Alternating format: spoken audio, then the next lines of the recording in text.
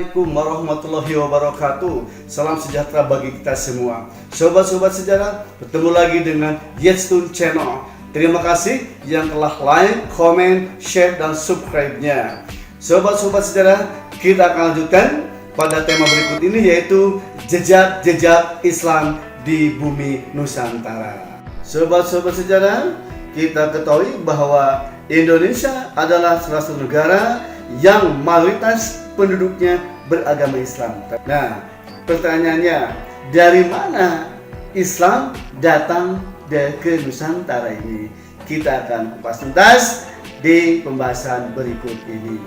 Sobat-sobat sejarah, ada beberapa bukti historis yang menunjukkan bahwa agama dan budaya Islam masuk ke Nusantara.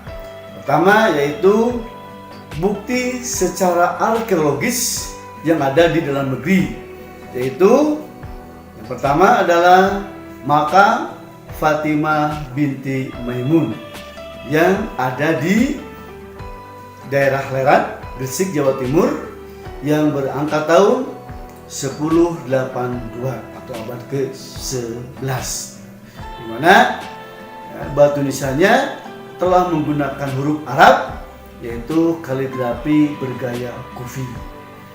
Kedua adalah makam Malik Al-Saleh, yaitu seorang raja yang ada di Samudra Pasai tahun 1297. Dan yang ketiga adalah makam Maulana Malik Ibrahim yang ada di Gresik, Jawa Timur, yang berangkat tahun 1419, di mana kedua batu nisan ini telah menggunakan huruf Arab. Sementara sumber yang berasal dari luar, yaitu perjalanan seorang Marco Polo yang berasal dari Italia, tepatnya dari Venesia, di mana dia pernah mengunjungi ke Perlak tahun 1292, di mana pada masa itu masyarakat Perlak telah menganut agama Islam. Sedangkan yang berikutnya adalah perjalanan seorang Ibnu Battuta yang berasal dari Maroko, tiba di Samudra Pasai pada tahun 1345, di mana beliau disambut oleh Raja Samudra Pasai, yaitu Sultan Malik Al-Jahir. Itulah bukti historis masuknya agama dan budaya Islam di Nusantara. Sobat-sobat sejarah, proses masuknya agama dan budaya Islam ke Nusantara ini tidak lepas dari jalur perdagangan antara Arab, India, Malaka, dan Cina, di mana jalur perdagangan ini telah terjalin, telah terbentuk sejak awal abad Masehi, zaman Hindu Buddha. Nah, sobat-sobat sejarah, berikutnya adalah beberapa teori tentang masuknya agama dan budaya Islam ke Nusantara. Yang pertama adalah teori Gujarat atau teori India, di mana agama dan budaya Islam masuk ke Nusantara dibawa oleh para pedagang Gujarat pada abad ke-13. Siapa yang menguatkan teori ini?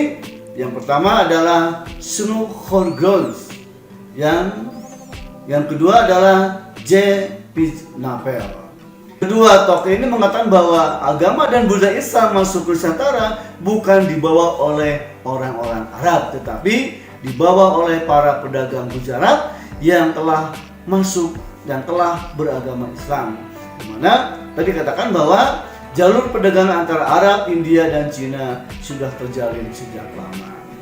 Bukti-bukti historis tentang pendapat ini yaitu yang pertama adalah makam Malik Al-Saleh, yaitu raja dari kerajaan Islam Samudra Pasai yang berangka tahun 1297. Yang kedua adalah makam Maulana Malik Ibrahim di Gresik 1419 Masehi, di mana kedua makam ini batu nisannya sama dengan batu nisan yang ada di Gujarat. Kemungkinan batu nisan ini dibawa dari Gujarat di India. Sementara kelemahan dari teori ini yaitu bahwa masyarakat Samudra Pasai itu menganut mazhab Syafi'i, sedangkan Islam di Gujarat menganut mazhab Hanafi. Yang kedua, kelemahannya adalah ketika proses Islamisasi di Samudra Pasai, Gujarat masih memeluk agama Hindu. Sobat-sobat sejarah, berikutnya adalah teori Mekah atau tiara Arab. Dimana salah seorang yang mengungkapkan tentang teori Mekah atau teori Arab yaitu Buya Hamka. Beliau mengatakan bahwa agama dan budaya Islam masuk ke Nusantara pada abad ke-7 Masehi. Apa bukti-bukti dari teori ini? Yang pertama adalah adanya perkampungan Islam di pantai timur Sumatera yang bernama Barus, di mana perkampungan ini khas perkampungan dari dinasti Umayyah. Yang kedua yaitu bahwa masyarakat Samudra Pasai menggunakan mazhab Syafi'i, di mana mazhab Syafi'i ini adalah mazhab yang digunakan di sebagian besar masyarakat Arab dan masyarakat Mesir. Yang ketiga adalah gelar Al-Malik. Ini gelar yang digunakan oleh raja-raja di Samudra Pasai yang sama dengan gelar di Mesir. Ada kelemahan dari teori ini yaitu kurang fakta dan bukti yang menjelaskan peran bangsa Arab dalam proses penyebaran Islam di Nusantara. Sobat-sobat sejarah, berikutnya adalah teori Mekah atau tiara Arab. Di mana salah seorang yang mengungkapkan tentang teori Mekah atau teori Arab yaitu Buya Hamka. Beliau mengatakan bahwa agama dan budaya Islam masuk ke Nusantara pada abad ke-7 Masehi.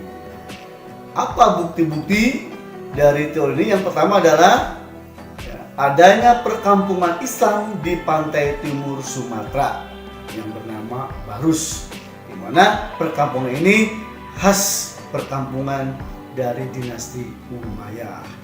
Yang kedua yaitu bahwa masyarakat Samudra Pasai menggunakan mazhab Syafi'i, di mana mazhab Syafi'i ini adalah mazhab yang digunakan di sebagian besar masyarakat Arab dan masyarakat Mesir. Yang ketiga adalah gelar Al-Malik.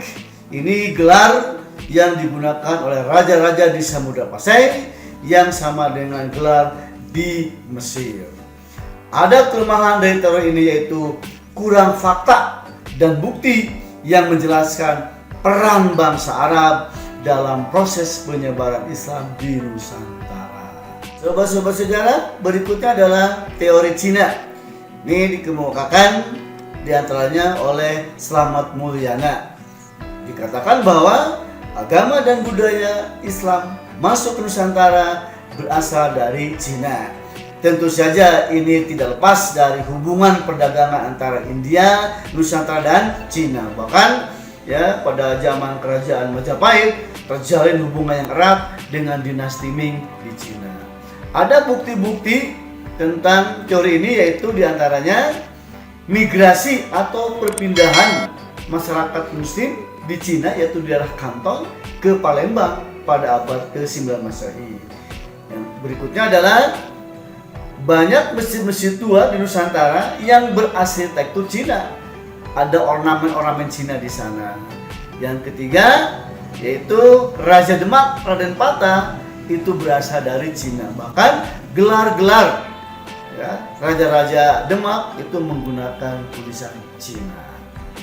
Sobat-sobat sejarah, berikutnya adalah teori maritim. Ini sama dengan teori Cina, merupakan teori-teori baru tentang masuknya budaya, tentang masuknya agama dan Islam Nusantara. Teori maritim ini dikemukakan oleh N.A. Balogh, di mana proses masuknya agama dan budaya Islam ke Nusantara tidak lepas dari kemampuan umat Islam dalam menjelajahi samudra yang luas. Tidak dijelaskan dari mana asal Islam yang berkembang di Indonesia ini, tetapi agama dan budaya Islam masuk ke Nusantara berlangsung pada abad ke-7 Masehi. Demikianlah sobat-sobat sejarah, bagian pertama yaitu teori-teori masuknya Islam ke Nusantara. Mudah-mudahan ada manfaatnya bagi semua. Wassalamualaikum warahmatullahi wabarakatuh.